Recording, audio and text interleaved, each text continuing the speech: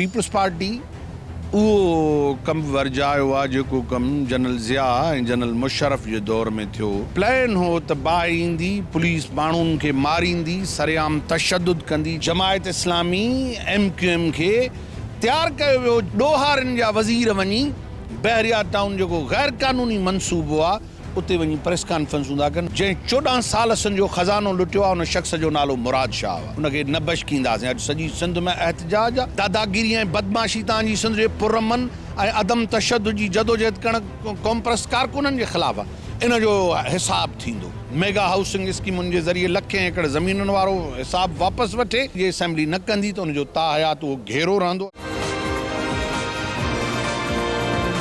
कराचीअ जे वकीलनि जो हिकिड़ो शानाइतो रोल रहियो त जेके ॾाढ ऐं ॾमर जूं सरकार जूं FIRूं आहिनि, बोगस ऐं जाली, जेके कॉम्प्रेस कारकुननि ऐं क़यादत जे मथां कटाए उन्हनि खे ख़ौफ़ज़दा करणु पिए घुरियो ऐं जेका पंहिंजो ॾोह आहे उहो PP सरकार लिकाइणु घुरियो आहे।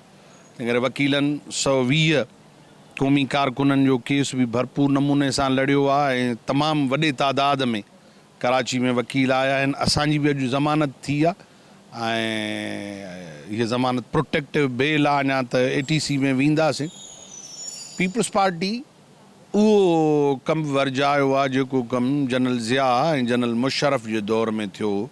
मुराद अली शाह जंहिं वहशत जो इज़हार कयो आहे, इहा ॻाल्हि पधरी थी पई आहे त बहरिया टाउन खे हथ सां बाहि ॼाराए उनजे उन कमर्शियल एरिया वारे पासे ते ऐं इहो प्लान हो त बाहि ईंदी, पुलिस माण्हुनि खे मारींदी, सरेआम तशद्दुद कंदी। जंहिं नमूने सां 6 जून ते पुलिस पंहिंजी वहशत ज़ाहिर कई आहे उहा तव्हांजे आॾो आहे।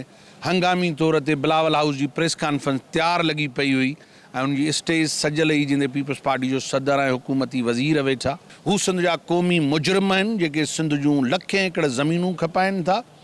सिंध जो खरबें रुपयनि जो खज़ानो लुटियो अथनि। सिंध खे बुख, बदहाली, बेड गवर्नेंस ऐं लाक़ानूनीअ जे वर जंहिं माण्हू चाढ़ियो आहे, जंहिं 14 साल सिंध जो खज़ानो लुटियो आहे, उन शख़्स जो नालो मुराद शाह आहे।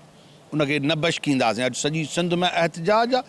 मां चवां थो त जमायत इस्लामी MQM खे तैयारु कयो वियो। जंहिं 5 तारीख़ शाम जो, अञा 6 तारीख़ ते ॾींहं जो एहतजाज हो कराचीअ में। रात जो 5 तारीख़ रात जो 10 वॻे बैनर लॻा आहिनि जंहिं ते बहरिया टाउन जे हमले जा वाक़ियो थियल आहे। जेका ह्यूमन राइट्स कराचीअ जी गॾिजाणी थी आहे उन में बि इहे फिगर्स आया आहिनि त हिकिड़ो प्री प्लान वाक़ियो हो त हिन क़िस्म जो माहौल कराइजे, माण्हुनि खे तशद्दुद कराइजे, बाहियूं ॼाराइजनि।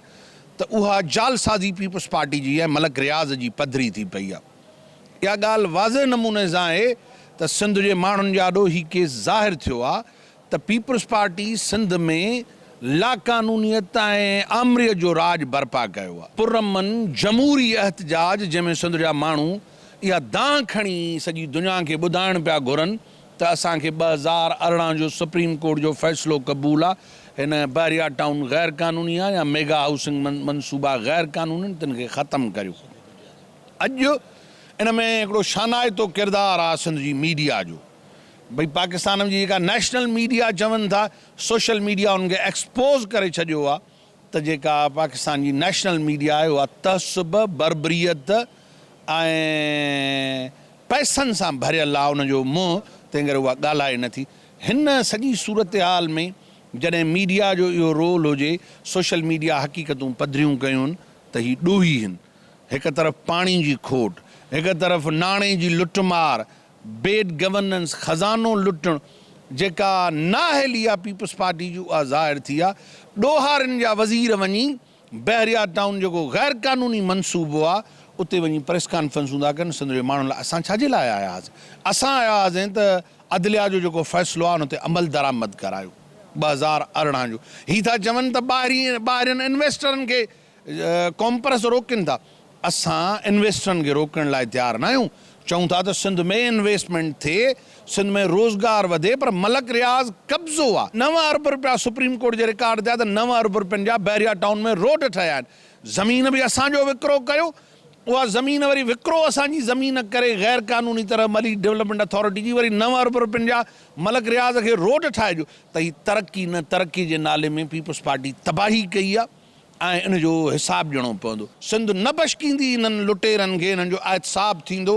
उहो एहतसाब जी सिंध जे माण्हुनि रज़ाकाराना शुरूआति कई आहे त लखे माण्हू गॾिया, पुलिस इस्तेमालु कयूं, पुलिस जो हरबो नाकाम थियो त ही जलाओ घेराव जो मनसूबो ठाहियूं।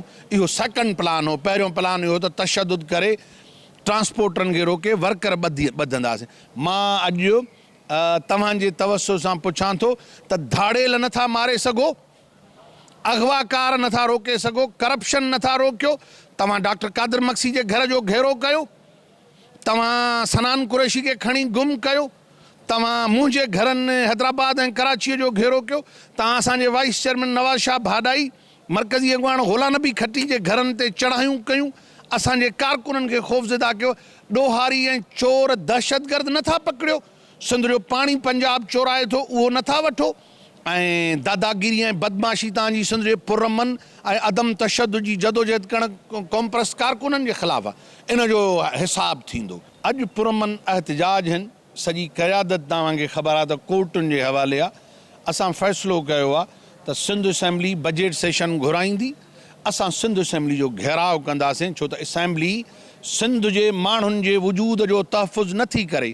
असेंबली खे जेको मैंडेट मिलियल आहे, पीपल्स पार्टी वटि जेका मेजॉरिटी आहे, उहा सिंध जे माण्हुनि जे मैंडेट जी तोहीन करे थी। तंहिं करे असां फ़ैसिलो कयो आहे त इहा असेंबली पंहिंजे कयल 14 सालनि में गुनाहनि जो अज़ालो करे, मेगा हाउसिंग स्कीमुनि जे ज़रिए लखें एकड़ ज़मीनुनि वारो हिसाबु वापसि वठे, ॿनियूं माण्हुनि खे मोटाए ॾियनि ऐं सिंध सां नाहक बंदि करे। जे असेंबली न कंदी त उनजो ताहयात उहो घेरो रहंदो। असांजो फ़ैसिलो कयो आहे। मां अव्हांजे तवसुस सां उर्दू ॻाल्हाईंदड़ आबादीअ खे ख़राज पेश कयां थो, जंहिं MQM पाकिस्तान जी जेका बदमाशी ऐं शैताना तशदुद पसंदि जेको उन्हनि मुज़ाहिरो कयो आहे हिते जहिड़े कराइण जो, उनखे नाकाम कयो आहे सिंध जे माण्हुनि।